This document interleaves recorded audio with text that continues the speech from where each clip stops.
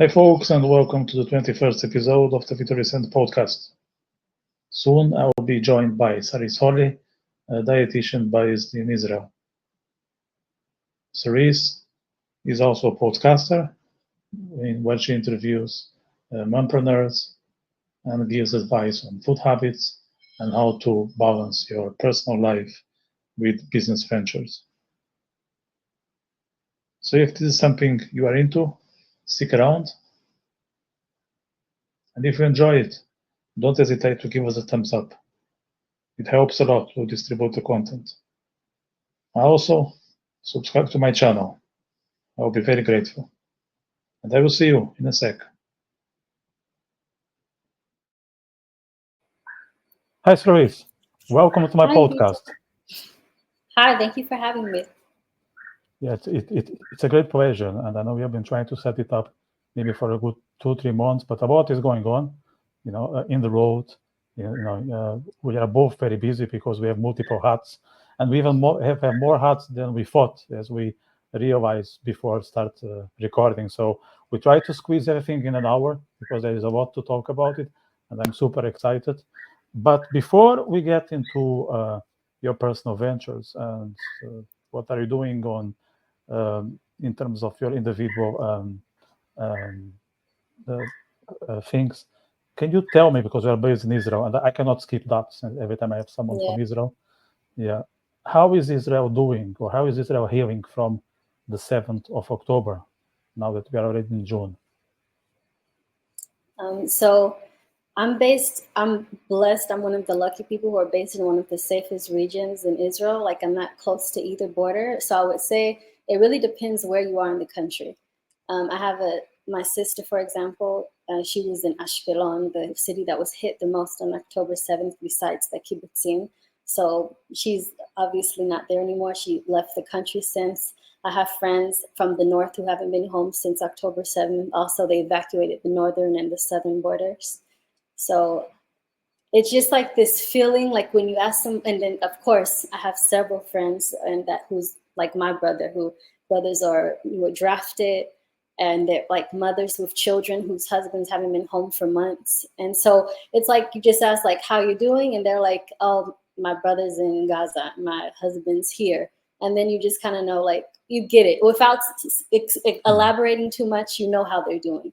But so I consider myself lucky, though. I like walk around and I don't hear like, too much commotion going on, unlike my friends that are further north. But everywhere you go in Israel now, you can't like go a few meters without seeing some like commemoration of the people who were killed, or the hostages that we still have, over 100 hostages who are still in Gaza, or who knows now. So yeah, it's like we try to function as usual. I think Israelis, we're really good at that. No matter what's going on, we like go to work, we go to coffee shops, we try to live life. We have holidays. This one was the weirdest. Like, everything that we've been through, I would consider them, now they seem minor, these wars we had in the past. Like, I've been in Israel since 1995. But October 7th is something that like really changed the trajectory of like how I see my life here. Also how I view people, like all the backlash that just regular citizens like me are getting for something like, anyways, it's a lot. But can you elaborate on that one? Like how much your life changed and how you perceive the road since the 7th of October? Because that's a topic that I think a lot of people are interested. I think we just, no matter like, even for example, for my sister living in Ashkelon, there's always since 2005, it hasn't been quiet there since we had our agreement that didn't quite lead to peace. Since they've been getting rockets there. Ashkelon, the city like that I grew up in, was a city in Israel that wasn't really on the map. And then since 2005, everybody, it's infamous for getting hit by rockets often. But we also always kind of trusted the Iron Dome and military, and no matter what was going on, we had this sense of security and we felt safe. And on October 7th, we woke up to a nightmare. Like, I can't even explain. There was like 3 months that day felt unreal. Like, I woke up in the morning to 70 something messages. And I have friends that my friends that are in the that were literally affected by this. Nieces and nephews killed, brothers killed. My sister was in, she doesn't even, like, she couldn't have access to her bomb shelter. And she has her husband, 3 small children. They were under a staircase for over 30 hours because they couldn't leave the house, and there were like terrorists in the street. She's like trying to talk to, it was just a mess. Like that day, I felt like nobody in Israel, like we didn't breathe. I'm like, until she came to my house, like eventually, like they all, like, we took in friends. Some people came to, like, whoever had space that were in a safe area, they just evacuated. So eventually she got out, and I had like also other friends from Ashkelon who stayed with me, but immediately, not even 24 hours later, all of our men went to war. And that was another, like, I'm not a person who ever had like sleeping problems. My husband would like laugh at me that I can sleep anywhere, but I found out after October 7th that I didn't sleep for 3 months, let's say, like, until I knew my brother was like home. He had a break from, like, then I could finally, like, and it wasn't just him, like that was just the closest person to me, but I had like several also friends and other family members. It was just an insane time. And now I kind of like the fact that I can just talk about it without enough time pass, and I kind of think we kind of practice this, we have to like dissociate from everything that's going on. Yeah. I don't even know, like, I feel lucky and blessed that I have a son. Like, usually I remember during COVID, I would say, oh man, what do kids do with kids during that time? I was like, oh, I'm so glad I don't have kids. And now I was saying, I'm so lucky I have a child, because he was my reason to wake up. If not, I would be in bed, balled up, crying. I know I had to get up and feed him and do something. So he was like my reason to get up until I got, back out and functioning as normal. But speaking of nutrition, it like really affected not just me, it affected my work. I felt so like I was supposed to work while all of this was going on, talking about food. And I'm like, people are in tunnels under the ground, and people lost their family members in funerals. And my clients who, this was like a project that I was working with of pre-diabetic people. He's telling me my son's on the front lines in Gaza. I'm emotionally eating. You think I'm telling him, oh no, watch your weight, like don't eat too much? Like at that point, we don't talk anything about food. I'm just trying to give him like emotional support, and just like, of course, not like, help harm his health, but just different exercising things not related to food, to just like disconnect from the news as much as possible, and things like that. So yeah, that was a difficult time in a lot of me. I just felt like the fact that just worrying, it was a privilege to even worry about your nutrition. It was like this. So it kind of changed my perspective about a lot of things in life. But that's just an example that I thought of. No, that's exactly how I relate to that, because I think a tragedy of that size puts your whole life into perspective, and you measure things in a different way. So I will never forget that from the 6th to the 7th, that Friday, I was flying from Dublin to Lisbon, okay? And the flight was delayed for 6 or 7 hours, which is the longest delay I've ever experienced in my life.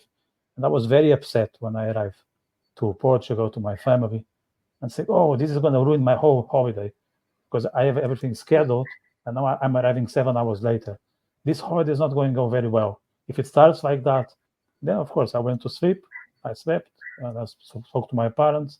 And when I started to check the news at lunchtime, things were starting to be available on the internet. And I said, it doesn't matter, 6 hours delay.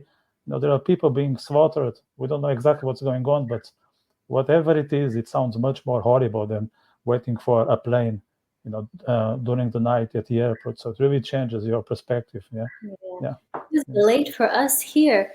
Why did I have 70 messages when I woke up? Because people, they had literally were sending me pictures on WhatsApp, like terrorists in front of their door, and people, like, it was just crazy, and nobody knows. Like, there were no soldiers. It wasn't on the news. We're like looking on the news, like, what's happening? Usually, like, you have Iron Dome that intercepts a lot of the rockets. Yes. My sister told me at that point it started like, I think maybe like 8 in the morning. No, it's at 6 in the morning. By 8 in the morning, she told me like she can't even count. It was like more than 70 rockets, which was unheard of until that time. Eventually, the next day was 270 something afterwards. But like, and she said, no, we didn't know what was going on. Like, that was the scariest. I think maybe by 9 o'clock, then we found out what was really going on. But it was just scary because nobody knew how bad it was, what's going on. People were like in their homes and didn't know where to go. I lived in a really mixed area. Like I live in near Zichron Yaakov, Caesarea, this area. So I have a lot of mixed villages and Arab villages around us. So we weren't sure who is this coming from? Because we here in this area, we all, unlike what the media shows, we do coexist. You do have a lot of Israeli Arabs here, and we work together, we celebrate together. So we didn't know what was going on because we just heard a lot. So yeah. So we were people were locking their doors and hiding. That's something for people to take note. In Israel, people coexist. There is a large percentage of Arabs, as far as I know, it's around 20%. They have jobs, they have rights, they have dignity.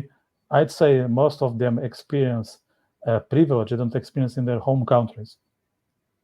Yeah, and they here it showed, it was evident on October 7th when they're not even Jewish, but they also went to the military voluntarily, even though they didn't have to. They're not drafted, and we have a large Israeli Arab population that also went, because the people don't understand that they're getting hit too. One of my clients, she was telling me she lives in Khofish. It's a village in northern part of Israel. So she's till this day, she says I haven't had quiet since October 7th. So she's an Arab Israeli, and she also she's here, and they're suffering as much as people think it's just Jews, but no, we have a lot of minorities here. We have Druze people, we have the Cherkessi people, Bedouins, Christians, so.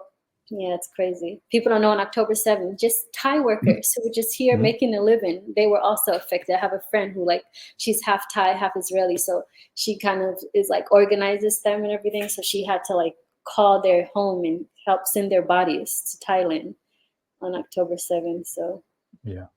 And the other thing that I just concluded out of your words, that you are not that near. Israel is a small country, but still you were I don't know, 100 kilometers away or something like that from the border. Yeah. But the fact that it's a small community living in Israel, you always know someone who was there, or you know someone who has their best friend or the nephew. So there's no way that you are outside of the story. You'll be impacted, from any angle. Really, Israel is so small. And I don't know I don't know a single person that I know that wasn't affected, that didn't have a friend, a neighbor, a family member, a colleague that didn't get affected by October 7th, either killed, kidnapped, or in the hospital, severely injured. And I don't know anyone, no one. And as you said, a couple of weeks after, or a month or something like that, your brother was sent to Gaza. He already came back, thank God. And how was it for you to know that he was there? I mean, I know there's a lot of stress, but when he came back, how was the whole thing from A to Z? So my younger brother, he was sent to the Lebanon border. So he was on the border with Lebanon, yeah. And he was there for 4 months. And now, anyways, I don't think we're even supposed to disclose their locations, but now it's okay. He's back from there now. But everybody got redrafted again. They came home in May, and now a lot of men are redrafted again. But one of my best friends, he was in Gaza. He was sending me pictures. It was insane. And he just had a baby. So and I know he's just that's just one example. I know it's a close friend from the military, but imagine that there are thousands of people like that in the same situation. Yeah, I mean, it's hard to make comments. And also, when we listen to the road reaction, especially in the US, and I would put a focus on what's going on in the universities. It's just mad. And I would like to get your comments, because I think you are half American, as far as I remember. Yeah. So it might impact you differently than an average person. So how is it for you, being half Israeli, half American, seeing all the pro-Palestinian protests or riots? I would call them riots, not protests, because there's a degree of violence that it's beyond, in a degree of ignorance. So that was another thing where I told you it just changed my perspective of the world in general. because I just saw how much people, I feel like they get their information from TikTok videos. I could tell no one does their research about anything. They don't know which river, what sea they're talking about. They like, oh my gosh, don't get me started. But that's one thing also that kind of part of the trauma that we all have from the war is that we were grieving. And at the same time we were grieving, everyone was telling us that we're like, it's our fault. We're colonizers. Like I shouldn't be here. I don't have the right to exist. Oh, and then as me as a Black woman, that was like the worst. They don't understand this. They're like, so I got called a Black Karen. That was the first. Like people that don't even know me, just a few people, I guess they see me from YouTube or whatever, and then they were like filled with hate mail. My husband, who's not even Israeli, was getting hate mail from people, from clients from abroad. Wow. It was crazy. So we're grieving, and then people are also like just saying really bad things to us, and you deserve this. And then when I saw everything that happens in the universities, that these are supposed to be like educated people, and they sound so ignorant. For example, I saw the other day, even though I really like since then I don't like try to watch the news, the media. This is how I'm able to function and not think about this. So I just like if something happens, if things escalate, people I know people tell me, like when the four hostages were released yesterday, I just know from the surrounding without even watching the news. But I did stumble across a clip of one of these rioters, and she's like attacking some American Israeli student, and she's like calling her a colonizer and blah blah blah. And she was like, like she called her like a white colonizer, and she says, 40% of Israel are like what Americans would call people of color. Like they think it's like some black white thing because they try to put it in American terms, but they don't understand that we don't have that here. Like that's a whole other discussion. Like you can be, I remember it vividly because I came to Israel in 1995 when I was 7. And I remember someone asked me, here it's more about ethnicity. Nobody cares what your color is. Your color doesn't tell me what food you eat. It doesn't tell me what language you speak. It doesn't tell me things like that, which makes sense. But everybody if they immigrated maybe from from North Africa or from Ethiopia or from Ashkenazi Jews from different parts of Europe. So that's kind of gives you a background. But I remember in America, I was told I was Black. And so then I came to Israel and she's like, oh, where's your Edah? What's your ethnicity? And then I told her, I'm Black. And she's like, she just started laughing. And she told me, what does that mean? And I was a little girl. And I was like, wow, that's true. Because what does that mean? Because you have a lot of Black people here. And it depends, like you could be from Ethiopia and I know, okay, you speak you're Habashi, you eat anjera or something like that, or you're like, you're American, you're this. So it like they try to put those American stencils in other countries, and then they don't understand that it's not a race war here. It's totally not that. It's I wonder in the woke ranking, let's say. I was just thinking here, let's say if you are Israeli, male and gay, would you be and white, would you be privileged or not as much? Would you manage to go to that narrow door? Would you get the food? The most. No, probably not. When I see all of the LGBTQ people protesting for Palestine, I'm like, yeah, you're welcome. Please go there. You go hang out with them. Go to see how long you survive there. Yeah. I don't know. And maybe yourself, do you see you as a traitor? Like, oh, Black woman, you should be on our side. Yeah. So you are a Judas, I got that a lot. Yeah. Yes, really. It was so shocking. I was like, it just changed all of my perspective. Like also I saw something of Black Lives Matters, and they were talking about the Palestinian women, and then someone we have her name is Titi. She was like an Israeli beauty queen. She's from Ethiopian descent, and so she was like, so my Black life doesn't matter. So it only Black lives matter if they're from the like underdog side. Which with this is what I feel like. It's like, oh, Palestine, they're this, and not to get me wrong, like this is what gets me, because I don't think Palestinians are bad people. Hamas, or they're under the reign of Hamas, under the brainwashing of Hamas. I'm sure that the mothers there, they just want their children to like grow up and get jobs and be able and live in safety. And I'm sure there's a population of Palestinians like that, and I can sympathize with everything that's going on, because to see no one wants to see a child that's that's suffering. But what gets me is that the world can see their suffering and see that as valid. But if they're Israeli, oh no, you deserve that. Like our kids that are under the ground somewhere, like they don't matter because they're Israeli. They're from the richer country. Like our lives don't matter. No, not at all. I think you are at the bottom, unfortunately. Yeah. Oh my God. Then you are linked to capitalism, and capitalism is just some predator who wants to eat everyone's plate and laugh at it. And it's maybe they are linked to old-fashioned America, and they are somehow white supremacists. I mean, they do such mix that makes no sense. Just go person by person. It's that simple. Exactly. And I was talking to a person. We have this word like sameh, like thirsty.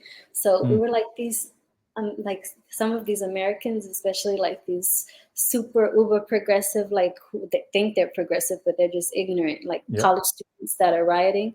We said they're like so thirsty to feel like they're doing something with their lives because they're so privileged. Yes. They're like, they have so much that they have this time to go out and like, that's what we call it. We just know that I wish my life was that good that I could. They have such a good life. We're like, wow, they don't realize how privileged they are. They're like these Ivy League universities with everything, and I think it just.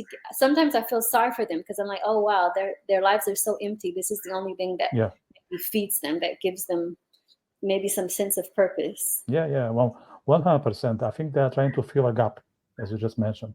And there is something very wrong about their lives. They lack orientation. They don't know what to do with themselves. And probably in their core, they are not good people. And they do a lot of bad shit to others. And that's their way to come across differently. It's a way to try to sell something that they are not, just to, I don't know, put a Arafat scarf around the neck, or lift your arm for Black Lives Matter, or, eat some vegan food. There's a whole profile that we know. Yeah, definitely.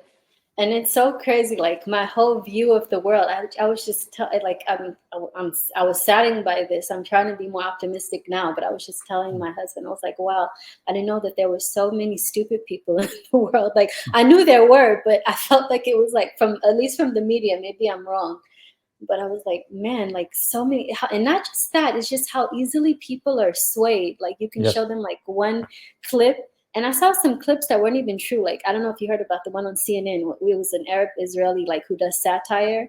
And he was like pretending like he was, because it was making fun of like how you have the same people that they're bleeding and bombed in different places. Like, it's like kind of, they're like, it's like a show at some point. At least in the beginning, it was like that. And they showed this on CNN, and it was like our satire show. And they showed this as like actual news.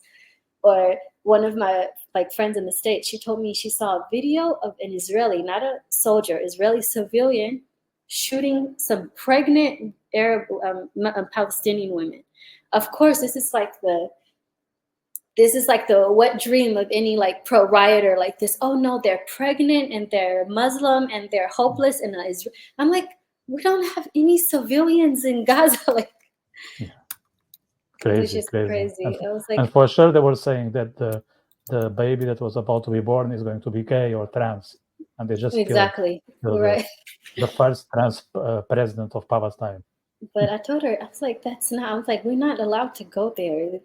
It was just so many clips that were just not true, and people eat them up. They're like, I saw somebody wrote like, wow, Israelis are Satanists. Look what they do to children. They act like me, because I even lost some friends like during this time, because I just couldn't believe the things that they were sharing. I'm like, you know me.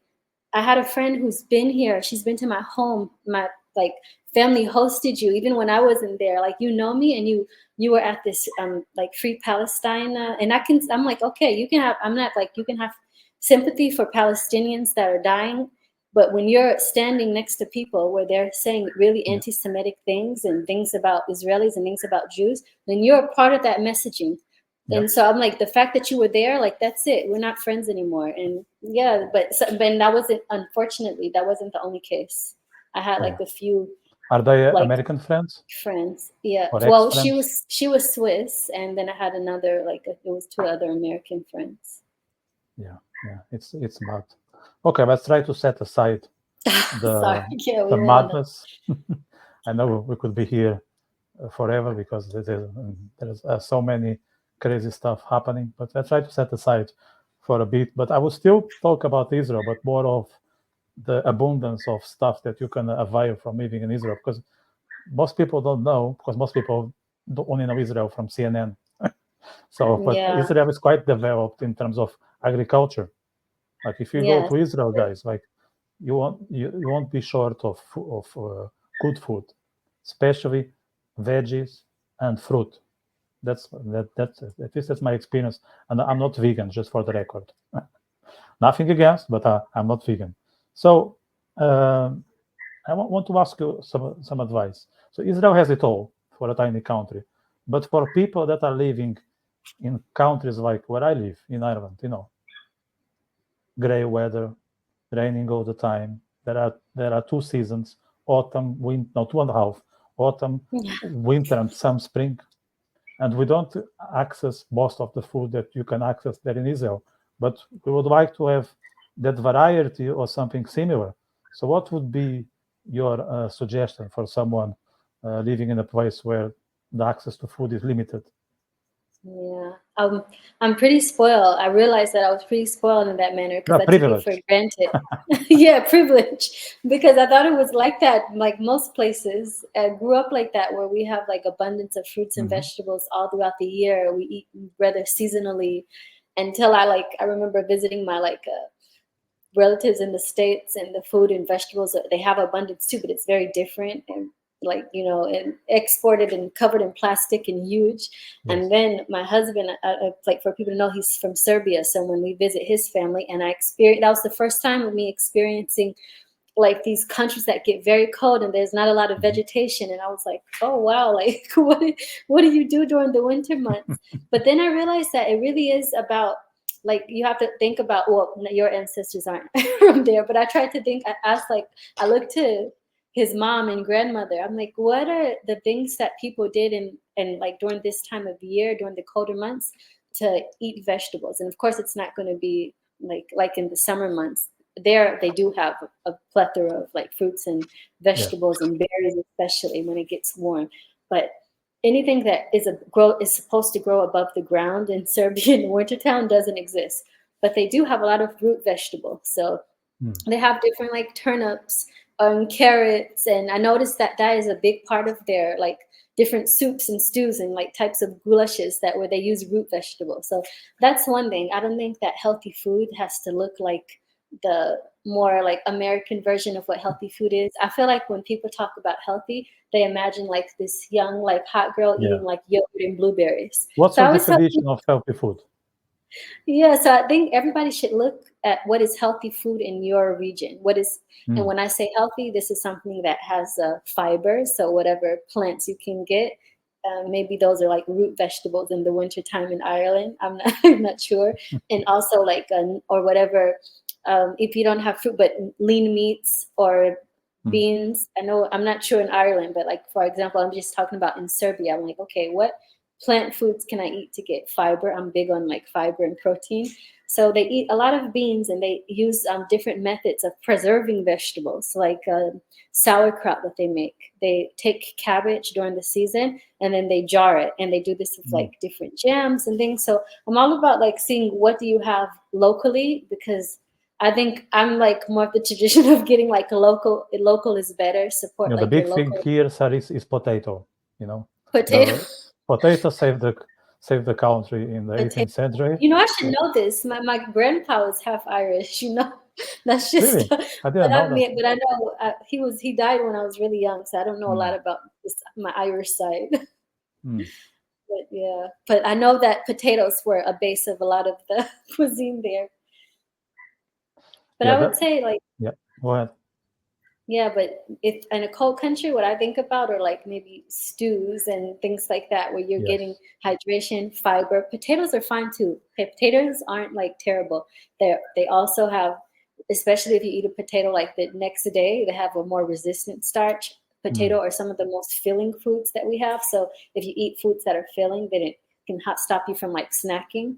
And then Yes. you depend more on like lean meats and I say lean meats. These are meats without a bunch of fat because you don't want to clog your arteries too much. But Yeah. yeah, So the main meats here are beef and lamb. Is lamb a red meat? I don't want to say anything stupid here. and lamb. People eat lamb too. Yeah, but lamb is Yes. fine. Lamb and meat, lamb and beef, you think are something that people can eat, and there are no.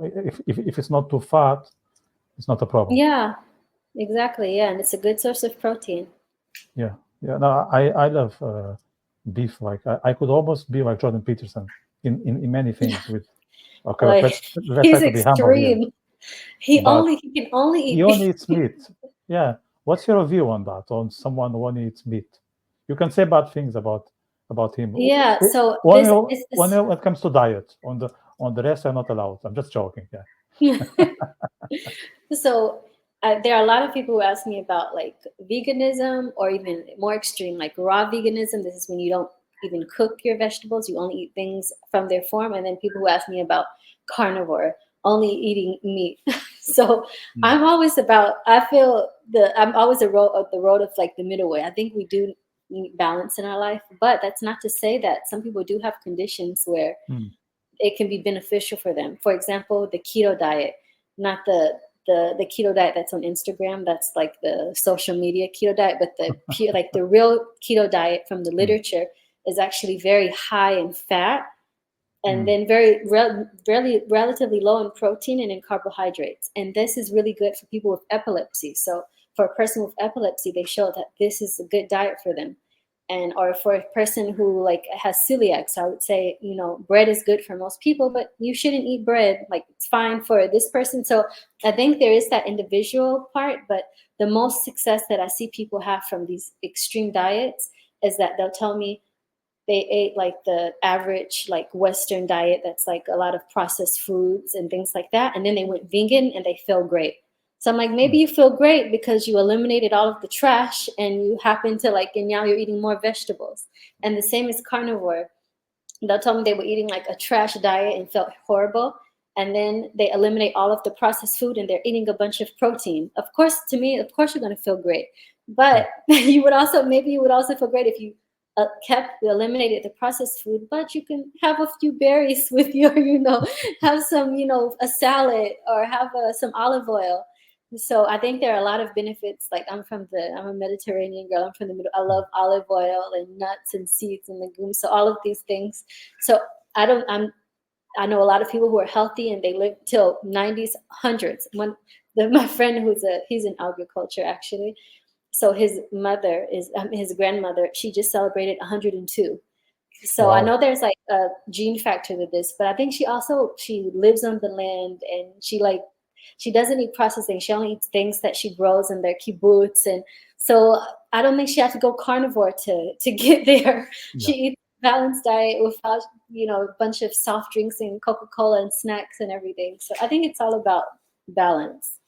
Yeah. And this Yeah. has been my experience through my clients. People who I tell them, look, you can go keto, but are you going to be able to sustain this for 6 months? If not, then why do it? Do Yeah. something that you can do for the rest of your life.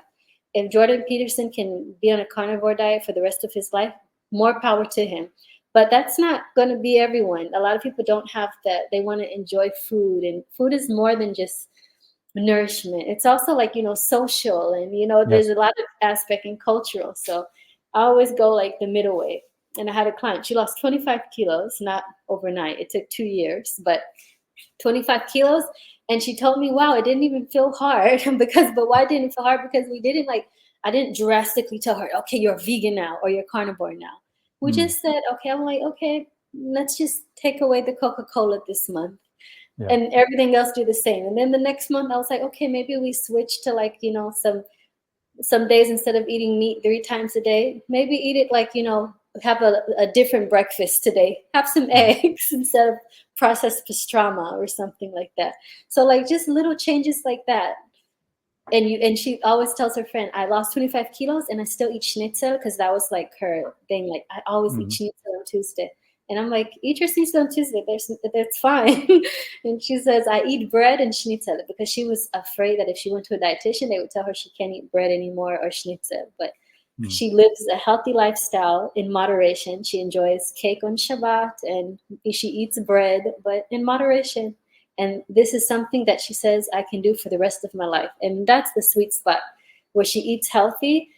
She developed healthy habits, but it's sustainable. Like we talk about sustainability, but that type of sustainable where, you know, okay, I can do this and I'm not suffering. I'm not indulging like I used to, like eating a whole pizza by myself, but I can have a slice of pizza and not eliminate it completely. And no Coca-Cola. So that means after your comment, I won't be able to get Coca-Cola sponsorship in my podcast. I can give up on that. But she actually does. She told me every Shabbat, every Saturday, she drinks a glass of Coca-Cola Zero on the table. So I can still do Coca-Cola Zero ads in this podcast. And so I was like, yeah, fine. Like, this is a person who eat almost a liter a day, drink almost a liter a day. Now it's a zero calorie Coca-Cola on Shabbat. I'm like, that's an amazing compromise you did with yourself. Yeah, big time. And it's about making choices that you do on the long run. It's a bit like I going to the gym. So I can do an analogy here with the gym. Some people think they go to the gym for 3 months and they will be like Mr. Brad Pitt or Miss Pamela Anderson. I mean, sorry if I have like teenagers out there, but I use some examples from the 90s here. You can Google them and know who I'm referring to. And it's not like that. You need to go consistently. I started like going to the gym at 6 a.m. I go like four times a day during the week, and I go with an empty stomach. And I thought, it took me a lot of energy in the beginning.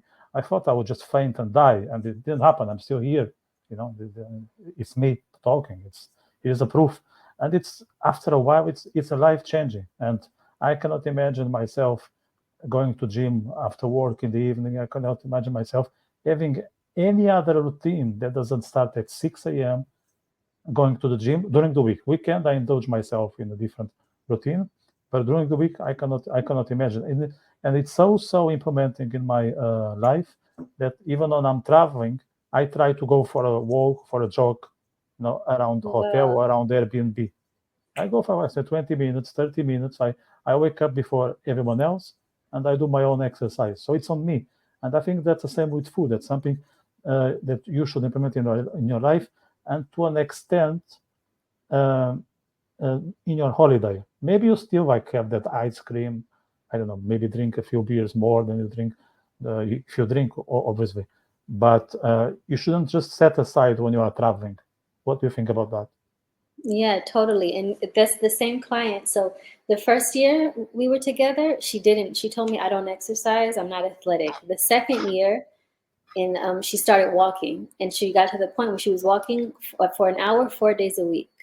And she said it was so ingrained in her. And just like you said, it became such a habit that she said, I'm shocked. I was on holiday and I left she went outside the hotel room and she just had to move. It was so ingrained in her. And that's why I like to say, I saw this quote once and I adopted it, but it says, good habits are hard to break. They always say bad habits are hard to break. But I think that if you establish them, good habits are hard to break in general. As long as you ingrain the good habits, you'll be on such a great trajectory, because it'll be hard for you to deviate from that. That's a good example you set with the gym. It's just it's instilled in you. 100%. It starts to be part of you, and you cannot just set it aside. It's you. Like it's you going to 6 a.m. to the gym, eating that salad. It's you, and there's no way for you to be in someone else. I mean, you can, but it starts to be a natural. So that's it's gonna feel weird. It's about being spontaneous. I go to the gym because that's what I do. I eat that salad because that's what I eat. It's not because I have to. It's not because I'm on a diet. It's just my routine, and you just do it naturally. And all of a sudden, it's very, very, very easy. But I like what you said a few minutes ago, and I took a note here, that there is this keto diet in Instagram, and I think there is a lot of charlatans out there pretending they know about nutrition, actually pretending that they know about psychology, pretending they my know God. about philosophy. There are a few fields like ours. We're not on the same field, but I think both of our fields are invited. I'm very much on the arts field, in terms of philosophy, books, and all that. And everyone now writes. Everyone now writes quotes about, I don't know, death and love, and everyone is a Shakespeare, and everyone knows what they should eat and what others should eat as well. Now, how do you see this pandemic of charlatans on the internet? That was, first of all, I admire their confidence because I see people that are so confident and wrong at the same time. And I'm just like, and me, I'm the opposite. If I don't have it like right, then I'm like afraid to speak. That'll I want to make sure that I'm speaking like honestly and that I did my research. And it's like, it was like daunting to me, like how people can say things so confidently and be very wrong. I'm like, what? So that's one part that I admire about them. But I think it's so dangerous. Oh, I see so many like clickbait articles, and not just from like, you have these, there was one that I saw recently. She called herself a macronutrient coach because by law, she can't call herself a dietitian, and the laws are more strict now. She can't even call, usually they would say holistic nutritionist, but now by law, they can't even insert the word nutritionist. So she says, I'm a macronutrient coach. And I'm like, oh my gosh, what are these like new titles? But she was saying something like, you can't drink coffee because it's going to raise your cortisol, and it's not about calories. It's about hormonal imbalance. And if you buy my supplements, of course, your hormones will be balanced and you can eat whatever you want. So it's something like that. But I see it, and I feel like it's so dangerous and so damaging. And it's also annoying when I see MDs, like people that are doctors. Usually they're like about to sell a book or something where everybody wants to have like a niche or something. Like it's boring to tell people because it's boring to say, well, you need to move more and eat less. Like that's the gist of it. And people hate hearing that. They want that person to tell them, no, if you do take this supplement or do this specific diet. Or somebody told me about the color diet. If you eat like red vegetables in the morning and then some, I don't know, orange vegetables in the evening, then I'm like, everybody tries to, you have some gimmick and spin something, and it causes so much confusion. And I think that's doing such a disservice to people because people are already completely confused about like that. Sometimes I'm shocked by how much people are confused about diet, about nutrition in general. And I can't blame them. People are always saying, oh, now this is bad. This is bad. And just think about in our lifetime where they were like, butter is bad, eat margarine. And then they say, well, actually margarine is worse. So you can eat butter, but a little bit. I'm just thinking, or fats are bad. Everything was low fat in the 90s. And then after that, they would say, well, actually fat is good in moderation. It's sugar. So people are hearing like all of these mixed messages all throughout their life. And then you have these fake gurus that are also adding fuel to the fire. And so people like, us who like really respect what we do and are really, we take it seriously. I know it annoys me. And what do you do to stand out of that crowd? So what I do doesn't, I think, generate a lot of clicks. At least this is what my husband tells me. He says people want to know that they need to lose weight fast. I'm like, you need to just say something like, but I feel like that's so irresponsible. So I don't like to use this, but I'm always about like, my thing is I'm a dietitian, but I don't believe in diets. And when I say I don't believe in diets, I don't think, unless, if you're a healthy human being, there are people with certain like conditions where they do have to stick to a meal plan. But when somebody comes to me, they're like, okay, they just come to me with like, okay, give me a meal plan and I'll continue with my day. And I'm like, no, I don't like work like that. I want to educate the person about like the food groups, because usually people have these meal plans. Nobody likes to eat the same thing every day, or even like, and they put them on the refrigerators. I'm an exception, just for the record, because there are exceptions. Oh, I'm sorry. the odd exception, and I'm just tell you why, because then I don't need to think what I'm going to eat, because I'm all about focus my time in what I like to do, and what I like to do It's for sure not cooking. Eating, okay, I like to eat, but there is not at the top of my things. So if I know what I need to eat, what I'm going to eat, is great because I don't need to think about it. So for me, no problem. I will be a very easy client. Yeah, those are the easy clients. Yeah. For the meal plan. Unfortunately, I don't get, like, for example, if there was a short period where I was working with athletes, so I guess it depends on the personality, because they are really like, it was so easy. I was like, wow, this is like the easiest job ever, like to work with athletes, because they're so like, you tell them what to do and they do it. In my field, that's rare. Usually I have these women who have like they suffer from emotional eating, or so like also men who have suffer from emotional eating, or they're not athletic, they have diabetes, cholesterol, and there's a reason why they develop diabetes and high cholesterol, because they're not these people. So anyways, yeah, that's to say that I'm like, I'm going to give you this meal plan from like, and you're like not going to, you'll eat it maybe for a day or two, and I'll give it to them if they insist, and then they'll come back to me and say, oh yeah, I didn't have time to buy the groceries that were on the meal plan and blah blah blah. And so I say, okay, now let's do it my way. And in my way, I like, first of all, like, they do go out with a list, but it's not like 8 a.m. eat this and this. They have like a box of options. So for each meal, you can pick something from this box, and this box. Usually it's a carbohydrate, a protein, and some vegetables to help. So they do have options, but it gives them like some structure. But so that in that education, so they know like what is a healthy meal. But that I know after a lot of trial and error, that even that, a lot of people know what they should eat, but they still don't do it.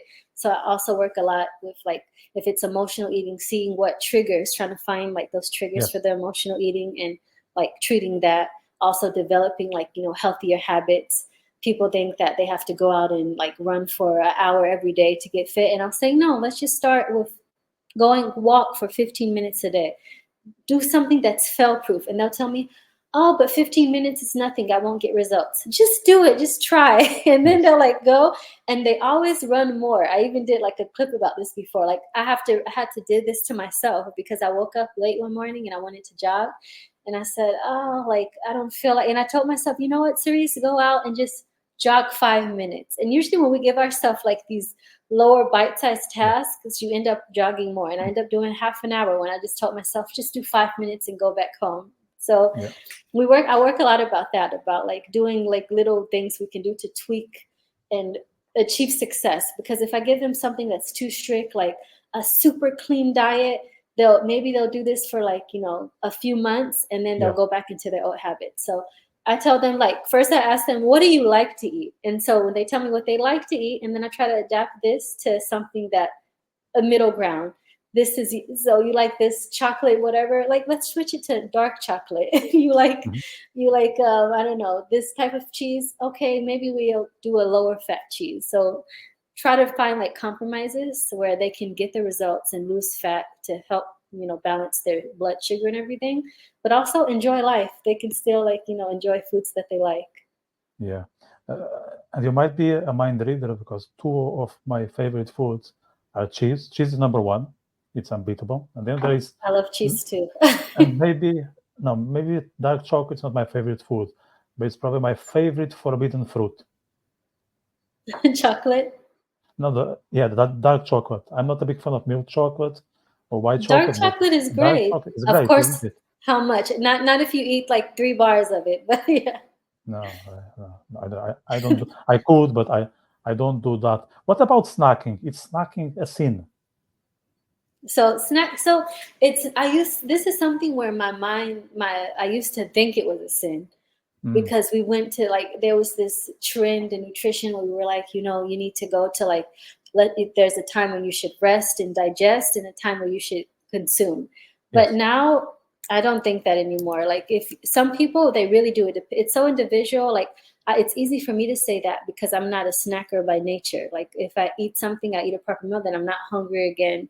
But there are people with fast metabolisms, or, that they need something. They'll rather eat the same amount of calories just in smaller meals. And that's fine. Like, some people want 3 large meals a day, and some people want to eat 6 meals a day. And from working with these type of people, I see that at the end they get the same result. So it's fine. like their blood work, it measures out, everything's okay at the end. So I'm like, okay, it doesn't have to be so like set in stone. Because I think a lot of things we see, we think this is how it should be for everyone. And then you learn that everyone is so different. And there's a lot of research coming out from that with like microbiome, like research and things. And is there a difference between the things you use for snacking? Of course, like if you eat, I don't know, 2 bars of milk chocolate, that's very bad. And if you eat fruit, Yeah, of it's a bit course. better. Let's say Yeah. if you eat, I don't know, 20 grams of berries or a piece of cheese, what is the better choice, or it depends on the individual again? I would say get some berries and cheese. That's a nice combination. Yeah, Okay. that's what I do. I'm just disclosing here. Yeah. But now, as far as the snacking too, when I'm like working somebody who's like on a health journey or weight loss journey, we're really strategic with the snacks, because if I just say yes, snacking is fine, then they'll go get a bag of chips. So we even plan the snacks. Like they have a little like a column of like snacks to choose from, and there'll be like, you know, 1 or 2 of each. But why can snack be beneficial for some people, even without people that are like, you know, high metabolisms? But for example, I had one woman who, she would tell me like, it's just I get home and I'm so hungry, like I don't eat since lunch, and then I get home and I'm like, I eat everything because I'm so hungry. And then that's when a snack helped her lose weight. She was like, we added food, like what she thought we added. We added a snack, and then she ate less for dinner, and then she was able to lose weight because that snack she had before she came home to all, like, you know, this, she comes home and then the kids and everything, and then she's just like eating as she goes. So we said, okay, have a snack. It could be like, I think she wanted a sandwich, but it was like she took a sandwich with her that this was like what she ate before she went into the house to the chaos of the evening. And for anyone, this could be something that you like. It could be some berries and cheese, you know. But I would say, like, you know, you line a whole block of cheese, take a few slices of cheese and a handful of berries, and that's a nice snack. But that would like sustain her a bit, and then she wasn't so stressed and stress eating when she got. So that's why I changed my mind about snacking, because I saw that was helpful for a lot of people. Yeah. The emotional food, I think, is the worst, because I think most of the times it's just a response to something that is happening, and you don't know what to do about it. And why not eat? Because like eating will give you some comfort. Let's say you like that dark chocolate, you like that cheese, you like that fruit, and you know that if you eat it, there's a high chance you're going to feel better. Then people just open the fridge and, okay, here is the happiness. All I need is grab it, put it in my mouth, and for sure I'll be, I don't know, slight, like my mood will improve 20%, which for someone who is in misery, it's already something. It's a way up. Yeah, and we don't understand also how this has been ingrained in us since childhood. That's something that I'm trying to be super aware about. But like, think about, I don't know if this happened to you when you were little, but like everything was so connected with food. Like you did something good, and here you get a cookie or you get food. We were like trained that food gives us comfort, where that's not such a great like a good habit. So this is something that I'm trying to be super aware of now with my son. Not to like give food as a reward, because I think this is what causes a lot of us to be emotional eaters, where food was like what comforted us, what rewarded us, and then we do that to ourselves as adults. And it's also that we're like all on autopilot. Sometimes people can eat and not even realize like, where did the food go? Or I had one guy, he told me like he opens the fridge and then that's it. Like he blacks out. Like literally he told me, he said the monster, he described it as a monster that comes out and then he does damage. And so what I like to do is kind of like work on getting yourself out of that autopilot. So instead of going straight to the fridge, I said, just change that one habit. I was like, before you go in the house and go to the fridge, I want you to change that. Instead, go to the bed and lay down for 5 minutes. Even put your alarm clock and lay down. And something so simple, like he lay down and relaxed a bit. I think he put on something on his phone. I don't remember, but I remember he added also some element to it. And then he said just that made him like unwind a bit from the commute and everything. And then he didn't go. He was more like, he was more conscious when he went to the refrigerator, because that coming from like traffic and this, just would go and without thinking would just consume. So Yeah. everybody, like one piece of advice is kind of to add some friction between Yes. you. Yeah. I think it is the power of pause. And Jordan Peterson, that we referred before, he talks about let the fire extinct. So let's say when you are under fire, whatever is the fire, let's say there is some Yeah. pressure at work, there is a neighbor who is being an asshole, something like that. I like that So analogy. you just need to wait a bit that the fire, most times the fire will extinct by itself. Let's say 8 out of 10 times, if not 9 out of 10 times. There'll be the odd time that the fire will go to your door, but you cannot be paranoid about it. So if you wait 5 minutes, then the fire will be gone, the hunger will be gone, the negative feeling will be gone. It's like you can, as you said, you can lay down the bed, you can, I don't know, look at the window, just give yourself those 5 minutes, and most times you can avoid that bad decision. So other than helping people with eating, you are also now giving support to moms, especially I think moms who Yes. are at home and have their own career, either is working for someone or exploring their own business venture. So how did you get from A to B? Was it by talking to moms, or that after you being a mom yourself? How did that happen? How is it going? Oh yeah, so that happened on blood and tears. No, I'm joking. No blood was involved. Oh, But I was so excited. but it just came about because before I was a mom, so I was a dietitian. I would see like the general public, and it was so funny how a lot of times like men or single women would come to me, and they would they were more prioritizing their health, and moms would always tell me they would have like families and careers and everything, and they would tell me, oh, I don't have time. They will always tell me I don't have time to take care of myself. And I was just like, wow, that's so unfair. They would even tell me like they're taking care of their husband, their children, they had businesses, they're doing all this, but they like put themselves on the back burner. And I didn't understand it at the time. And then May 22 came around and I became a mom.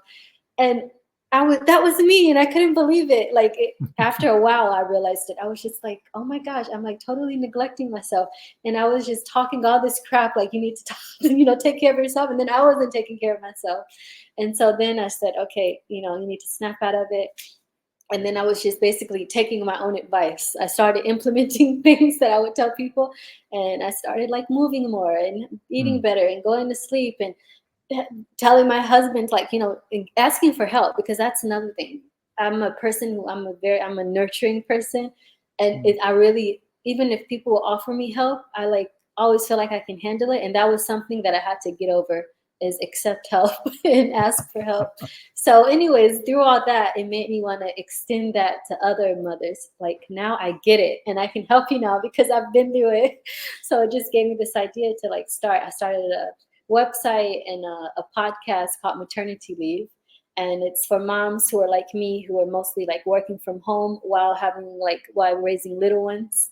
And yeah, you're welcome to check it out, Maternity Leave, on YouTube or Spotify or wherever you listen to Yeah. podcasts. Yeah, I'm going to put everything on the description, even though I was saying most of my audience is it's male, but maybe they can share with their wives or with their sisters or with their Yeah. mothers. So it's no problem. I mean, we have all sorts of people listening to us.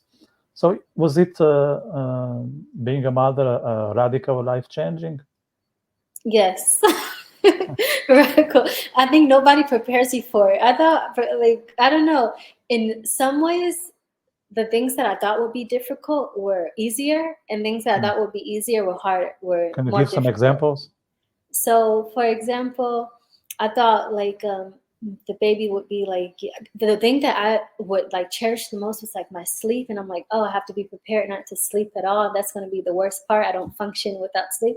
And then I had my son, and like that was the easiest. Like that was that wasn't even that difficult. Like he does it. He wasn't a crier like during the night, and like it was like that was easy. So that I didn't have that difficulty, but the difficulty was like trying to manage the life that I had previously when I have this being that I care more about in the whole world. And also I think people don't talk about the grief period that you go through where you're like saying, I felt like I was saying goodbye to my friends in a way, because they want me to do all these things that I used to do before. And I had to accept. Before I would tell them, yeah, no, it won't change that much. But that was because I was stupid and ignorant and I didn't know, like these college students. I didn't know. I didn't know. And now I know. And I'm like, look, you just have to accept that I have different priorities now and I have a different schedule. And that's it. I had to get used and more comfortable to saying no to things. So saying goodbye to, but it's just a period, because now he's 2 and all of a sudden I have more energy and I've been taking care of myself more and exercising. And I have like, now I am like, socializing a bit more again, but yeah. And how do you manage like having multiple hats between being a mother, having your job, having your looking after your husband, also having your YouTube and your podcast and your clients? It's a lot of hats, So and you seem very well balanced. So you must share the recipe with others. Wow. Like we just try to have a bit of a routine, and it took a while to get to this. So I'm more of a morning person and my husband's more like an evening person. So that works out well because I'm like you. I like to wake up like 6 in the morning. I go work out 3 days a week. So far, I wish I'll get to doing more later, but now it's like 3, sometimes 4 days a week. And then after that, he goes to work and then I'm with my son. And then when he gets back, he likes to work out in the evening. Then he goes to gym. I think we have really good teamwork now. When we were new parents, we were both trying to figure it out and we were like a mess. But I think you just have to find your routine. And then I had to get like a good bedtime routine for my son. And then when he's asleep, then I have time to like check emails and do things and edit.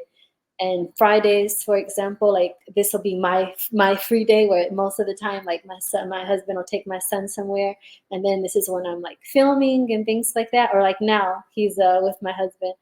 And then on Saturday, he likes to paraglide. So then he's with me and then he paraglides. And because like now we're really much alone because like I said, my sister, she left the country, her house and everything. She didn't have a place to go to. She's now with family in the States.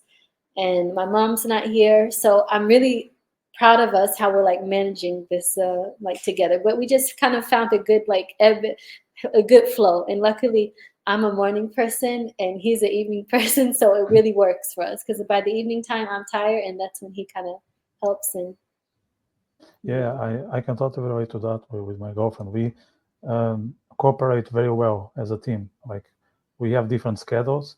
And that's why I think the relationship can be sustainable. So for the single people out there, if you are still in Tinder or something like that, one of the questions is, are you a morning person or an evening person? And if the person is the same as you, just skip it. It's not that obvious. It's the other way around because people think, then we do both things in the morning or both things in the evening. No, on the long term, it's not like that because you need your own time. You need to dedicate yourself to things you do on your own. So you cannot be next to each other all the time. And that doesn't mean that people don't love each other. That means that people need some distance. And that's part of, and you can only get that with respect. Yeah, that's a big one. Yeah, respect, understanding, communication. And that was something that I had to get better at. I had to get better like with communicating, especially when it was like, difficult for me. And I felt like, but all the women do this. Everybody has a kid. And maybe I'm like, maybe there's something. And then my husband was like, but you're doing such a good job. But I didn't always feel like this. I'm like, maybe I'm tired and I didn't manage to clean this and cook this. And I'm like very I know this isn't cool now, but I'm kind of very traditional by nature. Like I like to feed people and I like to play this more role of them. I'm kind of in my dream when I see my husband and my son eating my food. That's one of the main things that I'm like, oh yay. So I'm not I want to be out girl bossing or whatever, but I did have this calling where I do what I like. I liked what I do. So I'm happy that my husband was he was like, look, you don't have to work. You can just be with Marley. But no, but I want to. I didn't want to neglect my clients that I have. I'm they're part of my life now. So I'm happy that I was able to find that, I don't know, not so much balance, but harmony. Sometimes it's better. Sometimes harmony. That's a beautiful word. I like it very much because I always relate harmony to music. And I think Yeah. it's like two people in a partiture and just composing a beautiful music, just by being together. So I think that's exactly that. So in terms of projects, so you are looking after your clients. I think you are the look after type. That's probably one of the reasons why you pursue this venture of helping moms and helping people eating properly. So you have the podcast, so you have your clients, some coaching. Is there anything else other than that? Maybe writing a book. I don't know. I have the impression that you can come up with a book. Yeah, I My time actually to do have. read your mind. Yeah, I'll probably need your help with this, but I actually do No have problem. a book idea and even a draft that I started comprising. But with everything on my plate, it's just some like chapters. But I actually do have a about all of this about like because we don't get a manual or expectation about this. At least I didn't, and so it's just like for moms who are like trying to find that harmony of like taking care of yourself and like but in my method of like simple steps and not somebody telling you, yeah, you need to get up early and do an ice bath and this because this is what I was like. I'm like, that's not realistic for me. All of this like really macho like wellness rituals of like YouTubers I was following, and I'm like, they live a completely different life.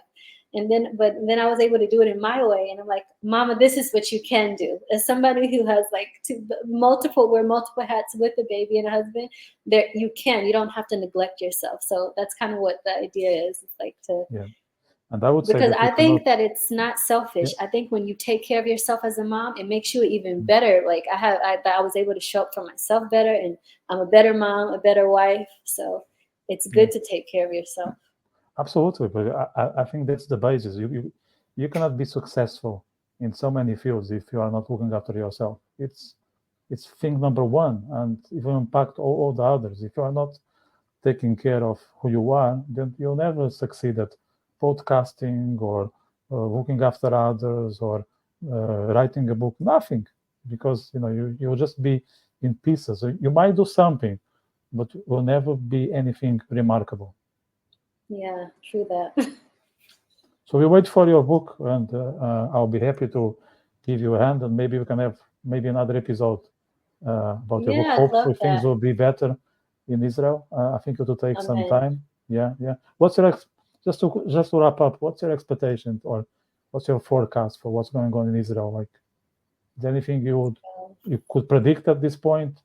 No, I was one of the optimistic people that were saying, I'm like, oh, this will be over in a few months. And my brother told me it doesn't look like it. He says, if it's over in a year, we'll be lucky. And now I'm afraid that he's right. We're already in the end of June now. So I have no idea. I didn't expect what's happening in Rafah. I didn't expect like what's happening in the northern border. So now I'm just like trying to just focus on what I do and not stress myself out with everything that's going around because I don't have any control. But yeah, no predictions, unfortunately. I wish. Yeah, just focus on your book, and hopefully we can catch up again for that. I'm sure there was a lot of interesting insights. So yeah, we already passed an hour as I expected. I Yeah, think it we could was be here fun. another hour or more, but it was yeah. I had a great time talking to you. So thanks very much for this time. I think it was fantastic. We touched base in so many topics. It was the way I like it. It was informal. There was so much that we could discuss in an hour. So I hope people can take something out of it, whether it's rethinking what Israel is, rethinking what they eat, and rethinking, who they are and what's going on out there. I think there is a lot to take away from this. So thanks very much, Saríce, and I wish you all the You're best. so welcome. Good to see you. Okay, take care. Have a good one. Bye.